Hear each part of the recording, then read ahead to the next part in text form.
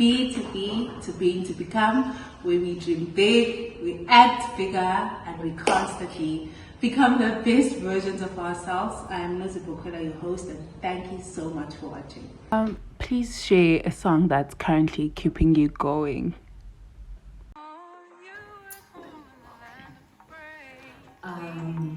I think a song that is keeping me going is a song by Msaki. Yeah. It's called Dreams. Yeah. But Dreams is a song that keeps me going, but a song that I really like is called Umazibali by Msaki as well, and unpack. It's just a song that it talks about don't forget who you are in life, and like you come from your mom and your mom looks after you, but don't forget who you are. Yeah, don't forget yourself. Okay. So how would you define being to become? Like, what does it mean for you? For me, I think being to become is more so about becoming more of yourself. Yeah. And it's more about discovering who you are so that you can become the best version of yourself. Yeah. What does like the best version of yourself for you? For me. Yeah. Yeah. I think it would be okay, so currently I'm big on healing, and healing means rediscovering yourself and rediscovering things that you believe in, and heal different parts of you. Okay, so that means you are going to forgive people that did you bad. You're going to forgive yourself for allowing those situations to happen. You're going to see where it went wrong and try and see how you can do better. Okay, so in that way you're healing you. And I feel like at this age we're all going through the motions, separating from our parents, seeing the rights and wrongs that adults did in our lives and choosing better for you as well. Because I know I've been like the biggest people pleaser, and I had to find where that stemmed from and then start from the roots and try to work all the way up. So for me, that's my being of becoming, finding the things that I don't like about myself. Some of them are good qualities, as people would see. Some of them are actually really horrible qualities. And then seeing where it all stems from and try to unlearn. So it's a trial and error with everything. So I don't like this, okay, let me do it in a different way next time when the situation comes. Because also in those type of things, when you're unlearning, the situation comes. It's like praying for something. You're like, oh, I want to have a good heart. The Lord sends people that are going to try that good heart. So it's like that, where you have to unlearn, relearn, unlearn, relearn until you get it right. You might never get it right. You can get it right sometimes, but it's not to the level that you want it to be at. What do you want to be as a kid? Well, shattered dreams. I wanted to become a doctor. I think it is my purpose to become a doctor, but my mom said I should look at it in a different way and see why do I want to become a doctor, and then I might find my purpose there. I personally think that it still is, because there was this one time where my sister was having her second child, and it was the first time I had been inside a hospital in like 5 years. And when I walked in, I was like, yeah, this is where I'm supposed to be. But the sad thing is that now I have to realize it's not where I am, and it's where I want to be. So how am I going to get there? But hopefully one day I do become a doctor. What do you think about taking a break, like taking a pause in life? I think it's very important. I think I'm still in that space. I graduated 2 years ago. My first year at varsity, I told my parents I don't want to do anything. So they allowed me to take a gap year. I took a gap year, had all the fun that I didn't have in varsity because I was so stressed. Life was living, I was living, I was having fun. And then my second year, that's when my mom was like, okay, cool, we've given you your gap year, you have to now think of things that you want to do. And I feel like because I was forced to do a degree that I didn't want to do, I didn't know where to go, right? And I didn't know what to do. And then at that time, that's where I was like, you know what? I think I have to find things that I actually like and find things that make me happy, which is why I started doing the surfing, the hiking, the whatnot. And then with me going through that, I'm not going to say I attracted things, but people started, like my friends that I studied with, they started sending me like job opportunities to do exactly that, do something that you would be hiking all the time, where you're going to be on the ocean. And I think also I said, I don't think that's who I want to be like for a long time, and I don't want to start something that's going to like abruptly end. So then my mom said I should dig into my purpose. So there as well, we looked at, okay, what does a doctor do? It serves the people. It serves people. They help people. And okay, so we're like, let's work on that. Let's build on that. And then I love mom so much. yeah.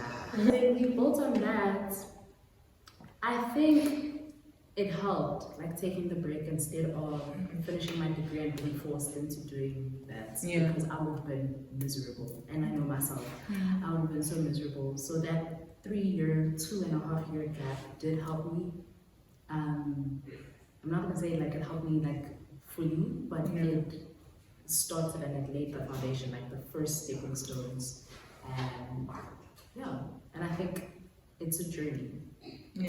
A pause is needed at some point, but it's a journey, so you have to continue. That how do you go on and create the life that you desire?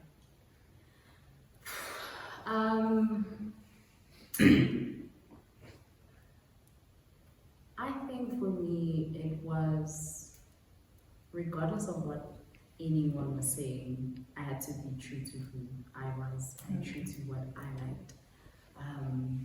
Because I remember my mom was forcing me, okay, you have time to do one, then get a job in that. And I was like, yeah, I like it, but I don't want to work in it. And she kept on pushing me. She's like, no, I can't have you like sit at home and do nothing because you'll fall into a trap. And I had to like stand my ground and no, yes, you help me here, but I also have to find what I like, and I have to do things that I want to do. And it took me some time. It honestly took me some time because, like also living at home, your parents are constantly speaking and saying things, and with that also happening, some things may not sit well with you. Not that they're saying it because they want to hurt you, but my mom always says, so what she says to my older sister, she might say to me, but I will take it in a different way.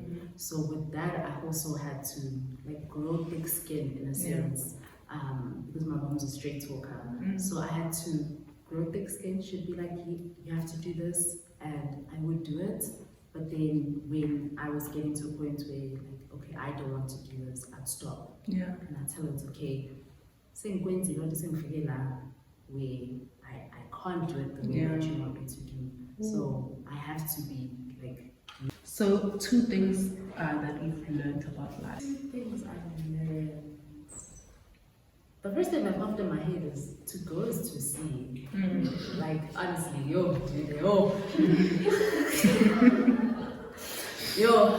cause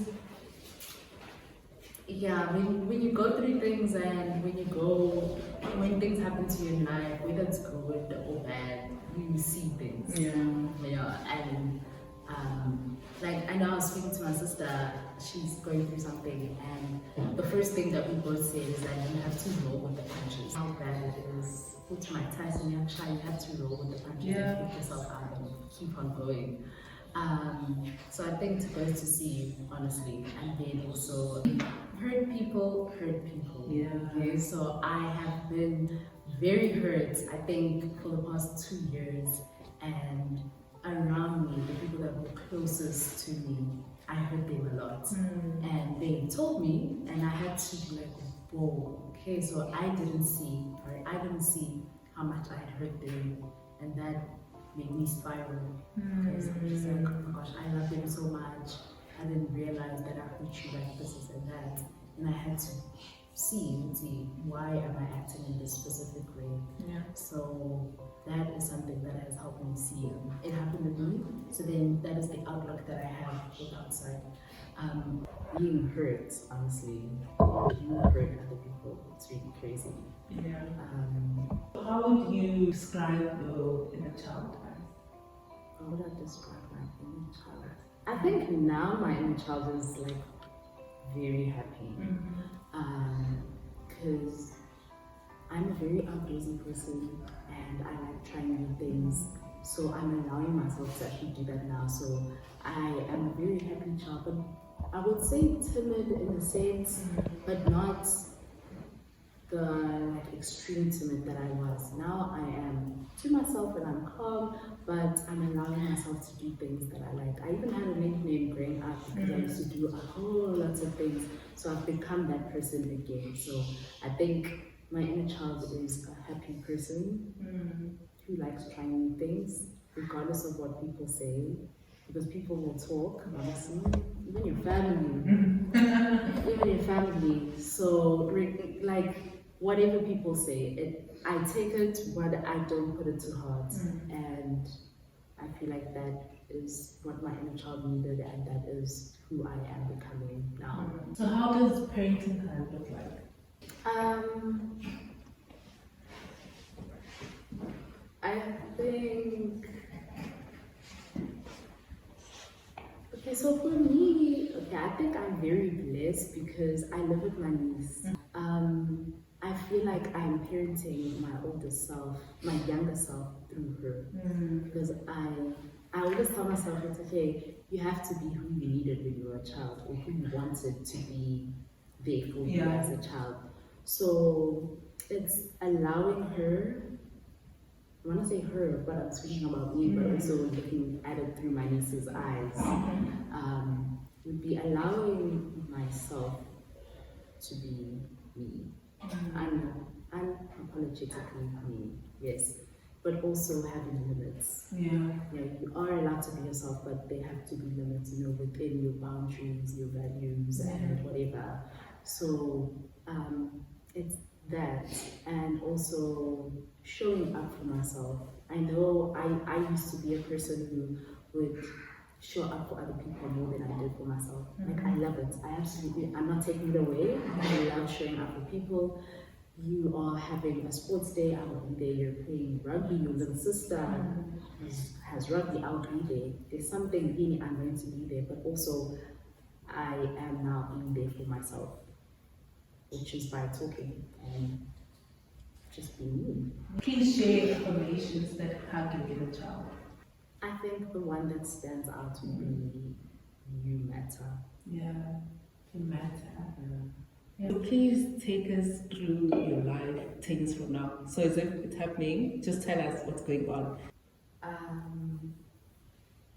The crazy thing about me is that I actually do not really plan for the future. I know what I'd like to, like the type of person I like to be, but work is so much. I think I want to be a housewife in 10 years.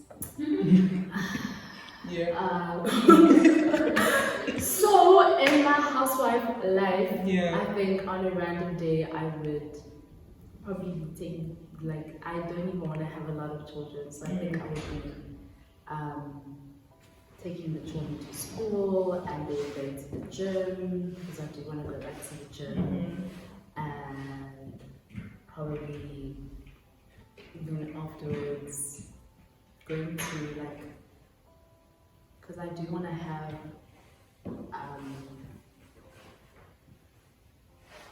I wouldn't say, like, I think I do want to have a business that revolves around something that I really enjoy.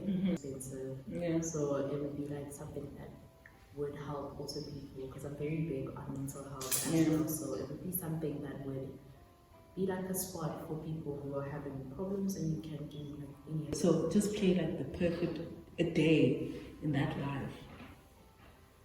Wow, a day in that life. It's happening. It's happening right now. Or 2 days. It would be okay. So I guess I'm waking up on a normal Tuesday. And then I would be making breakfast. Yeah. Yes, for the children and my husband. And then I would help the children get ready and make sure that my husband has everything. Shame, housewife. Yeah, so I have to make sure that he's good. And then I would take the children to school, go to the gym afterwards, and probably go back home. And oh, I know, like I also wanted to be the person that has little cute notes for children and like my husband in lunch boxes. So I guess I'd have those. And yeah, after the gym, I get ready, I go to the small business that I have and help whoever's there or like teach someone something new. And then afterwards, I'll probably pop in at my husband's work, and then the children will be doing sports because I am going to be big on sports. And then fetch them after school, come back home, make dinner or have dinner, and then sit around the table and talk about our day and what we learned and what we want to do and like how today affected us and and what we'd like to probably do at the end, like on the weekend as a family, and then go to sleep. Yeah, it's going to happen. Definitely, especially the housewife thing. And then in closing, so this is the last thing. Please say something to the person you're going to be 5 years from now. Oh. Because I will watch this in 5 years' time.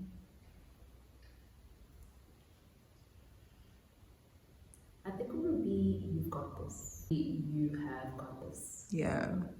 Regardless what is thrown at you, if you haven't achieved, you will have achieved everything. But you've got this and roll with the punches. Yeah. Thank you so much. Everybody,